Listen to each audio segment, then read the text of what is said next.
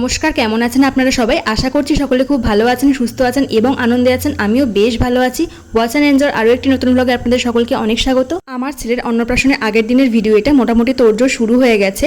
ছেলের অন্নপ্রাশনের অনুষ্ঠান হওয়ার আগের দিনকে কিন্তু প্যান্ডেলওয়ালারা প্যান্ডেল করতে এসেছিল। প্রথমত প্যান্ডেলওয়ালারা বেশ দেরি করেছিল, আর দ্বিতীয়ত বেশ বৃষ্টি হচ্ছিল। অনুষ্ঠান হওয়ার আগের দিনকে আমার দিদা শাশুড়ি আর দুই মামা শ্বশুর এসেছিলেন। এবার প্যান্ডেলটা একটু আপনাদেরকে ঘুরিয়ে দেখাই। প্যান্ডেলটা পুরোপুরি কমপ্লিট হয়ে যাওয়ার পর কিন্তু আমি ভিডিওটা শুট করেছি রাত্রেবেলায়। আমার ছেলের অন্নপ্রাশনের অনুষ্ঠানটা কিন্তু গ্রাম্য রিচুয়ালস মেনেই হবে। তাড়াহুড়োর মধ্যে ডেকোরেশন কিছু করা হয়নি, যেহেতু মেইন গেটটাই অনেকটা বড় হয়ে গেছিল। তার জন্য পরের দিনে যেহেতু ছেলের অন্নপ্রাশন ছিল, তার জন্য কিন্তু এক রাতেই প্যান্ডেলওয়ালারা প্যান্ডেল করে দিয়েই বেরিয়ে গেছেন।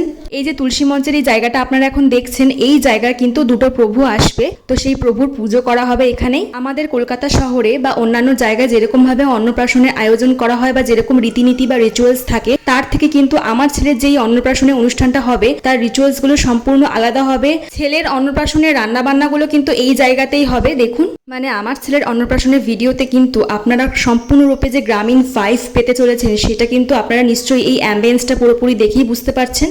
অনুষ্ঠান হওয়ার আগের দিনকে মোটামুটি একটা ধারণা আপনাদেরকে দিয়ে দিলাম, পুরো অ্যাম্বিয়েন্সটা দেখিয়ে দিলাম।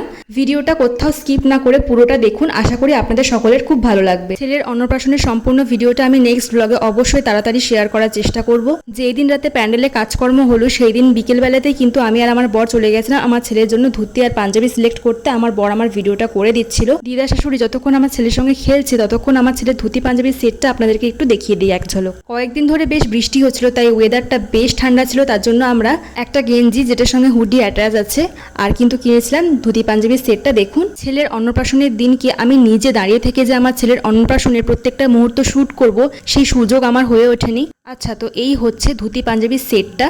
এটা প্রথমে পড়বে, তারপরে কিন্তু তার মা বাড়ি থেকে যে ধুতি পাঞ্জাবির সেটটা আসবে সেটাও পড়বে। এবার কিন্তু সোজা চলে এলাম অন্নপ্রাশনের দিনে সকালের ভিডিওতে। সকাল সকাল এই জেঠিমার কাছ থেকে পেয়ে গেলাম আমার ছেলের জন্য একটা পিতলের বাটি আর চামচ। তারপর এতটাই ব্যস্ত ছিলাম কিচ্ছু শ্যুট করতে পারিনি। আর বেলার দিকে চলে এলো আমার বাবা, মা, আমার দিদা, সবাই তত্ত্ব নিয়ে। যেহেতু মেইন আকর্ষণ ওই, তার জন্য সবাই ওকে ঘিরে রেখেছিল এখানে।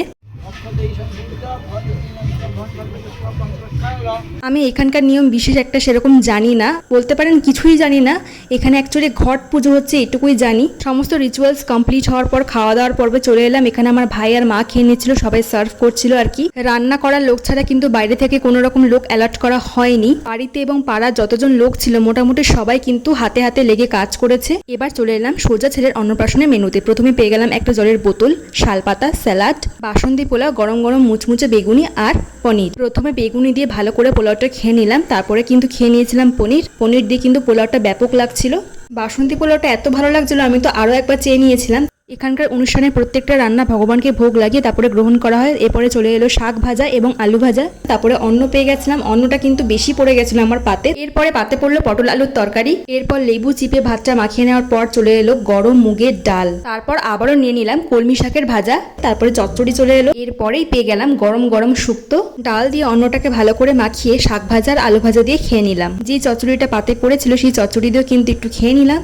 অনুষ্ঠানে কিন্তু মোট 4 রকমের তরকারি হয়েছিল, শুক্তো, পটল আলুর তরকারি, কুমড়ো আলুর ঘন্ট এবং চচ্চড়ি। কুমড়ো আলুর ঘন্টটা কিন্তু আমি স্কিপ করেছিলাম, ওটা নিইনি। পটল আলুর তরকারি দিয়ে খাওয়ার সঙ্গে সঙ্গে চলে এলো আমের চাটনি। তারপর নিয়ে নিলাম পাঁপড় আর মিষ্টি দই। পেট এতই ভরে গেছিল যে রসগোল্লা আর পায়েস আমি স্কিপ করেছিলাম। ভিডিওটা এখানে এন্ড করছি, দেখা হবে পরবর্তী কোনো ভিডিওতে। টাটা।